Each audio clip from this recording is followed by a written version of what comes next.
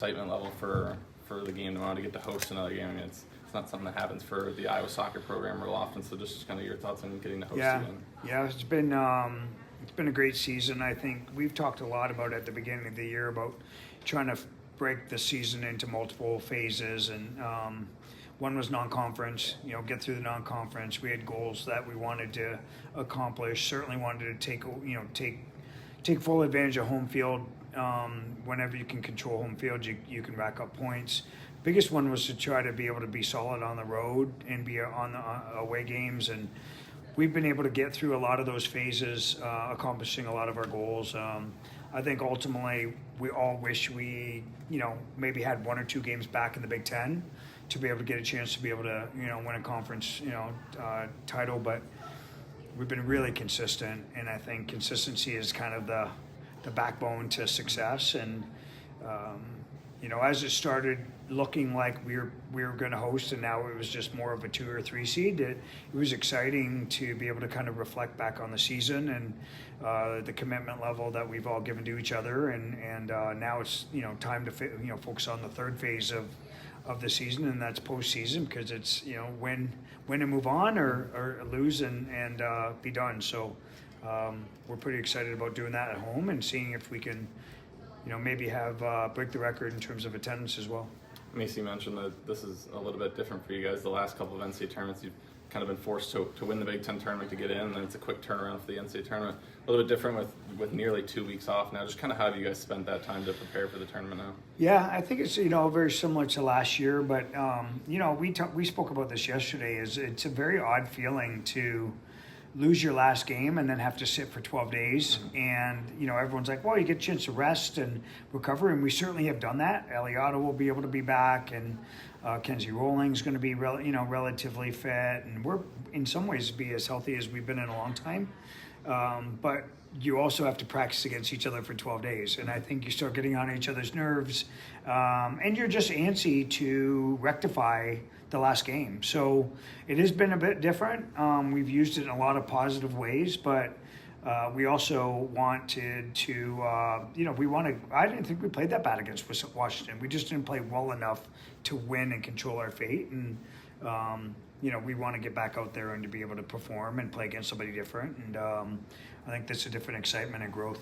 How do you want the team to approach tomorrow's game? I mean, you talk about, obviously, the health aspect of it, but sometimes the team can come out a little slow when they've had that much time off. What do you want to see out of the team in the first few minutes to know that they are ready to go?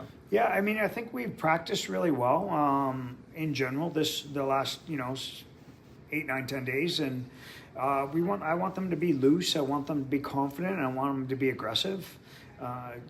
Especially early on, I think I'm okay with them being a bit more direct in play and seeing if we can get something quickly. And Missouri State's a good team. I mean, when you're a champion, you know how to win, and they've done that for a couple of years now and are coached well. But I like our team. I like the matchup. I like our side of the bracket.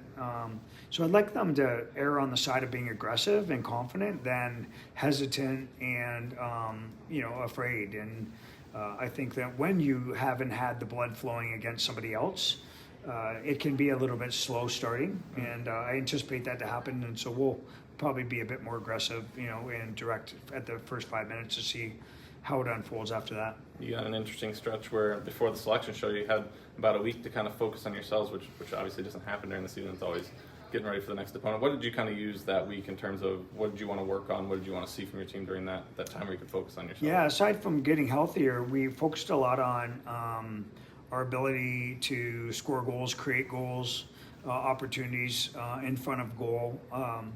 I thought we had moments to to score against Washington, and even later in the year with Wisconsin and Minnesota, and so we worked on that, and then spent a little time for the first time in a while on some defending as a group, and might come into play a little bit on Friday night, but also if we're able to win, it'll definitely come into play as our opponents get bigger.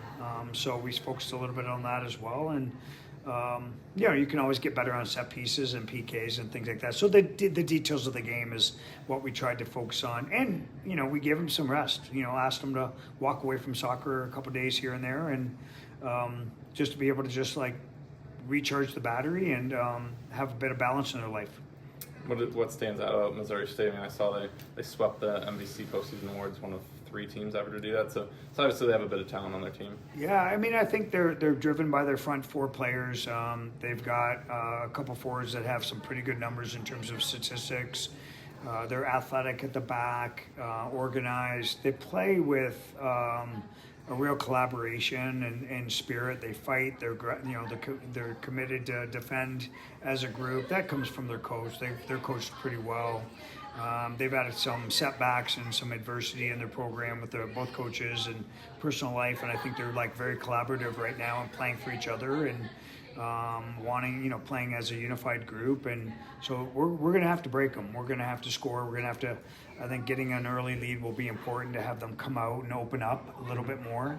I think once that happens, the opportunity for us to score a bit more will be present for us. Obviously, the goal is to just win as many games in the NCAA tournament as possible. You have a chance to win 2 NCAA tournament games for the first time in program history. How far do you think this team could realistically go in this tournament? I mean, this is probably the most talented team I've had in a while. That doesn't necessarily mean that we'll be the most successful in the postseason. We've had a great regular season, obviously, and the margin for error is a lot smaller in the NCAA tournament. Of course, a lot of games, and you have to control the things you can control. Has to be about you. Sometimes it's scoring an ugly goal, doing the little things better than everybody else, tackling, chasing people down. Getting free balls, recovering, for each other. It's truly about the details. But to me, the best players play like the best players. You win games at this level, and we have a lot of those. And so I anticipate for them, performing at a high level and leading our team in that regard. When I was talking to the girls, it seems like this team has a culture that they hate to lose. How do you develop a culture like that? I imagine a lot of teams like to say that they hate to lose, but it seems like this team really puts that into practice. I think a lot of teams say they like to win. I don't know if as many say they hate to lose, and I think for us it's more about the process and that, how you go about it every day and the attention to detail. And I think for me, hating to lose is more about, having each other's back. Wanting this to extend as long as possible, feeling like somebody else was better than you, and I think for me, that if you hate to lose and you invest in the process, the success at the end and the results will just happen. If you focus on the results, then I think you're focusing on the wrong thing and you forget about the journey. So I don't know how we do it other than we talk about it a lot and we try to model it, and we have great leadership. Great upperclassmen leadership, whether it be those who have played 5 years for me or those who have played a lot of games at another school like Maya Hansen or Madison Wilson or Lauren Gezik and have brought their experience to our program as well.